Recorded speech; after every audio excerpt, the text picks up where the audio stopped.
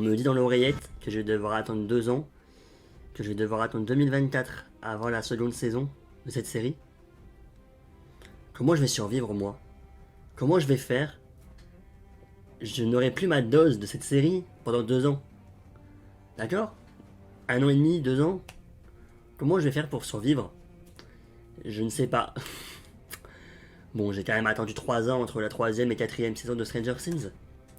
Je pourrais attendre 2 ans pour cette série, hein. J'espère. Tout le monde, c'est Naojin qui vous parle aujourd'hui pour une toute nouvelle vidéo. J'espère que vous allez bien. Et aujourd'hui, nous allons parler évidemment de House of the Dragon. J'ai envie de vous dire déjà, parce que finalement, il n'y a eu qu'une seule vidéo entre ma dernière review House of the Dragon, qui parle de l'épisode 8 et 9, et cette vidéo. On a eu la vidéo sur Black Adam. Mais j'avoue que la semaine dernière, j'ai un peu mis de côté les tournages, etc. Là, pendant les vacances, enfin, j'ai des vacances. Je me plains, mais j'ai pas envie de me plaindre non plus. Enfin, mais voilà.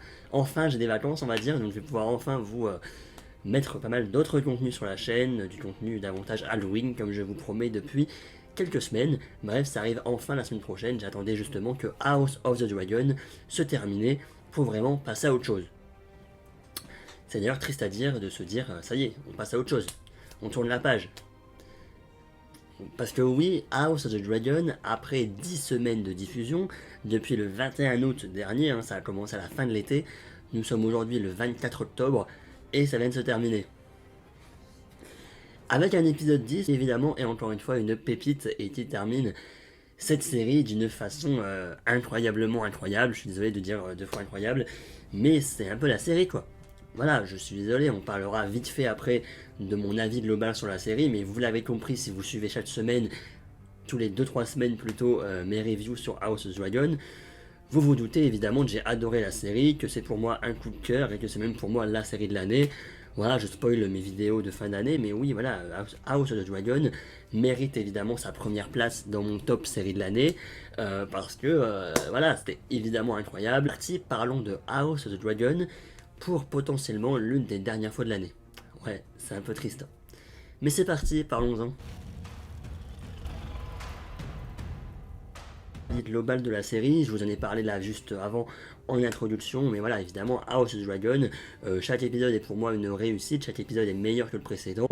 On se retrouve vraiment avec des épisodes pépites qui montent en pression, qui montent en tension à chaque semaine finalement, avec là un épisode 10 qui, ouais, vraiment, là, c'est un point de non-retour où tu ne peux pas revenir au début. Là, les personnages ont pris les décisions, ils ne peuvent pas revenir derrière. Et ça promet enfin, je vous le dis depuis des semaines, mais une saison 2 où oui, la guerre est déclarée, où oui, ça va péter dans tous les sens. Et j'ai hâte de voir la saison 2. Il y a l'actualité hier qui disait que la saison 2 allait davantage prendre son temps, avec davantage d'humour à la Tyrion Lannister. Bon, au vu de ce que j'ai vu de la fin de la saison 1, je me demande comment ils pourront mettre de l'humour. Parce que là, clairement, tout le monde a pété un câble et ça va être juste une boucherie. Si je peux dire un mot très clair, ça va être une boucherie. Donc comment mettre de l'humour là-dedans, je ne sais pas. Mais dans tous les cas, là, la saison 2 va être juste... là, je pense qu'on ne se rend pas compte. On ne se rend pas compte encore de cet arc, ce nouvel arc qui est arrivé de la saison 2 et qui va juste être une pépite. On ne peut pas s'en rendre compte, sauf les gens évidemment qui ont lu les livres, mais ne spoilons pas dans les commentaires évidemment. Mais là, je pense que, ouais, on va arriver sur une pépite et une prochaine série de l'année en 2024. Hein.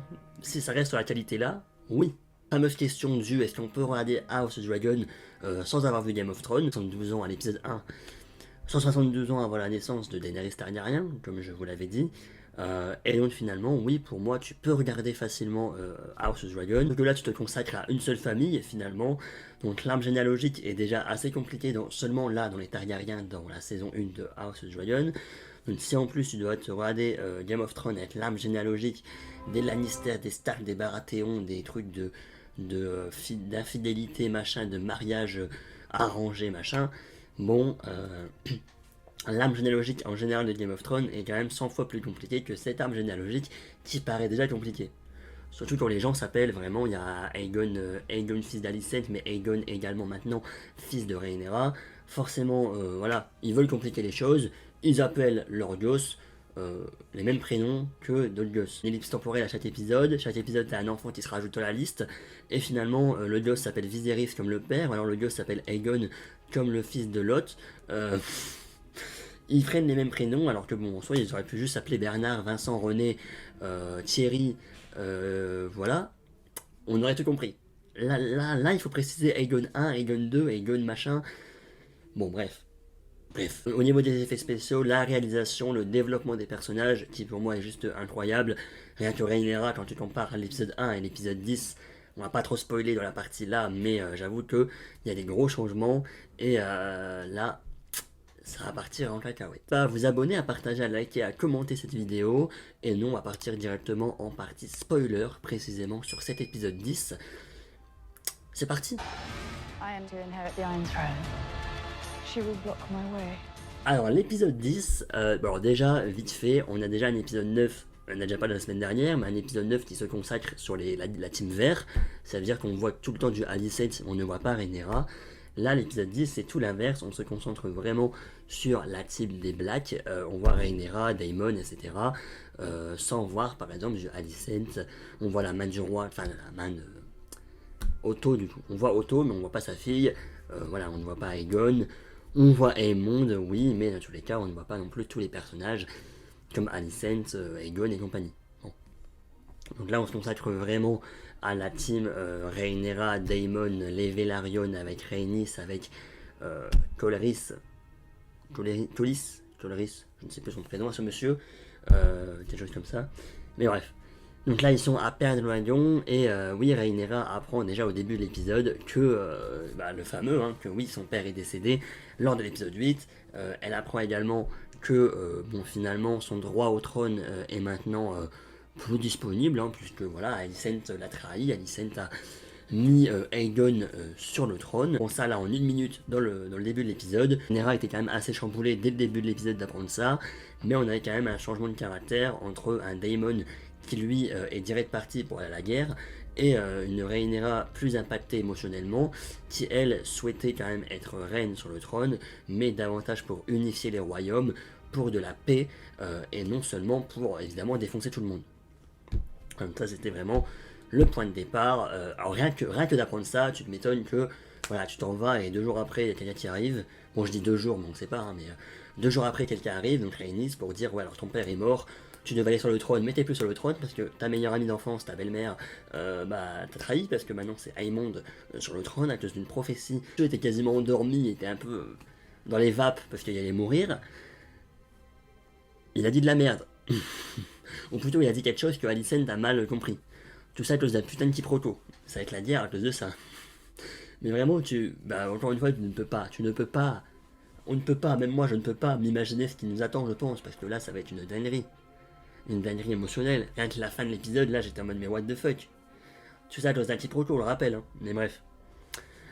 Du coup, d'un côté, on a un démon qui lui part direct énervé à la guerre, machin. Surtout qu'en plus, lui, il pense que Alicent a tué Viserys pour que son fils aille sur le trône. Alors, on peut te rappeler quand même, Daemon, que lors de l'épisode 8, tu l'as aidé à monter les marches pour aller sur le trône, tellement qu'il était fatigué, il était crevé, etc. Donc, comment tu peux penser que c'est Alicent qui l'a tué? Bon, là, j'avoue qu'il faut être un minimum logique et un minimum rationnel, Daemon. Hein, un minimum. Certes, c'est ton frère qui est mort, certes.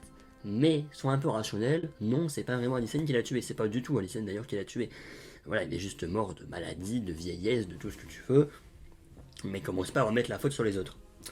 D'ailleurs, un Daemon qui, pendant les 9 premiers épisodes, on le trouvait vraiment, allez, bon alors quand même il avait tué son ex-femme, bon, mais on trouvait quand même que dans l'ensemble c'était un mec super stylé et tout, il y avait des valeurs et tout, tu vois. Bon, même si encore une fois l'épisode 4, alors franchement c'est un bilan de la série, mais aussi à l'épisode 4, il se retrouve dans un bordel avec Rhaenyra jeune, machin, bon, voilà, il a voulu un petit peu sexualiser Rhaenyra, qui était encore jeune à l'époque, machin, bon. Bon d'ailleurs, petite parenthèse, c'est également cool finalement qu'on a eu cette partie jeunesse et cette partie adulte finalement, parce que ça a permis également de rajouter un développement dans les personnages. Donc voilà, donc Daemon, certes on l'aimait bien dans l'ensemble, mais là pour moi dans l'épisode 10, ça a été juste un gros con, voilà, il a quand même étranglé Rhaenyra dans cet épisode 10. Voilà, il a voulu l'étrangler, vraiment, il était grave vénère à cause d'une prophétie machin. Mec quoi, calme-toi. Genre, d'où tu étranges Rhaenyra? Je sais pas, t'as quand même voulu l'épouser, machin. Bah, en général, hein, épouser ou pas, tu n'étranges pas des femmes, évidemment. Mais là, en plus du fait que t'as voulu l'épouser, t'as eu des enfants avec, machin, pourquoi tu t'énerves et pourquoi tu l'étranges, mec? À la fin de l'épisode, quand il va voir un nouveau dragon qui apparemment dans l'univers de Game of Thrones serait le deuxième dragon le plus puissant de l'univers de Game of Thrones,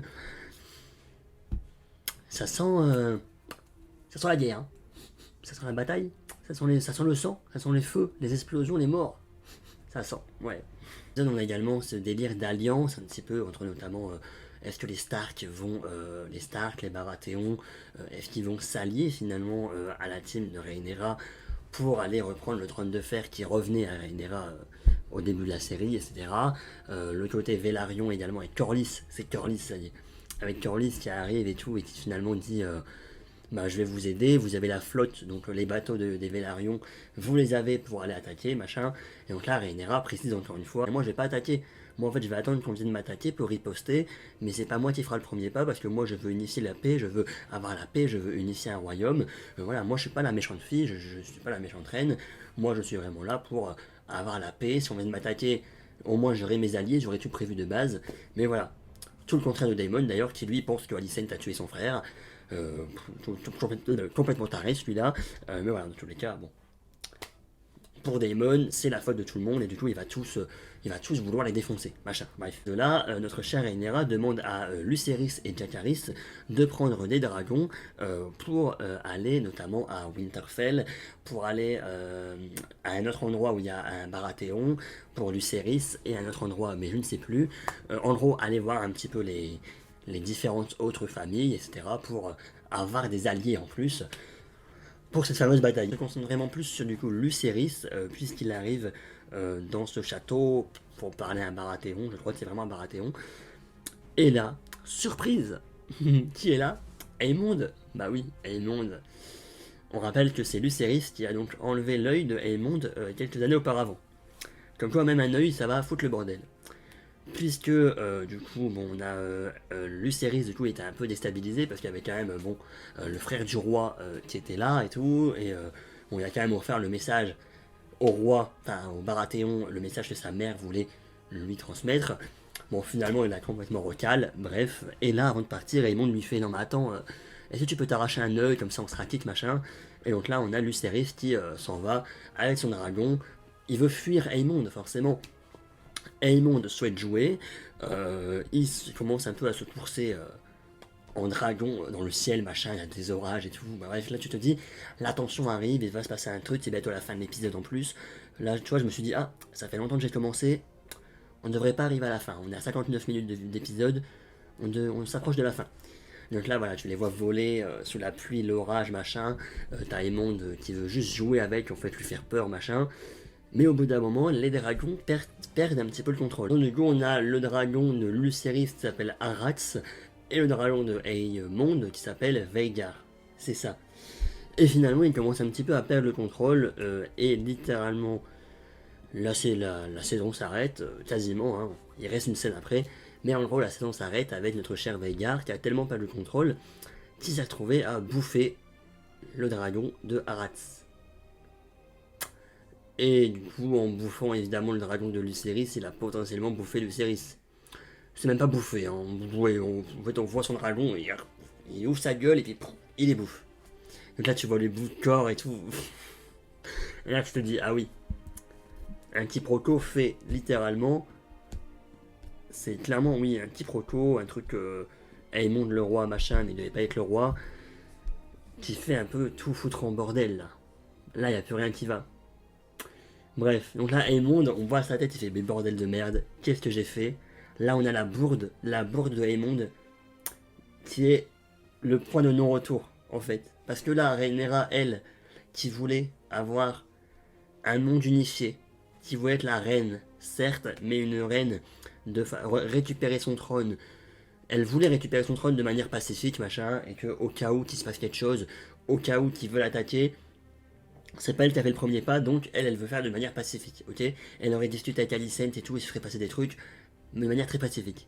Mais là, en à peine 24 heures, on a Rhaenyra, qui apprend la mort de son père, D'ailleurs, petite précision, j'en ai même pas parlé, mais Rhaenyra a fait une fausse couche dans l'épisode 10, oui. En fait, elle avait tellement un choc émotionnel par rapport à notre cher Viserys, donc son père qui est mort, et le fait qu'elle n'aura plus son trône.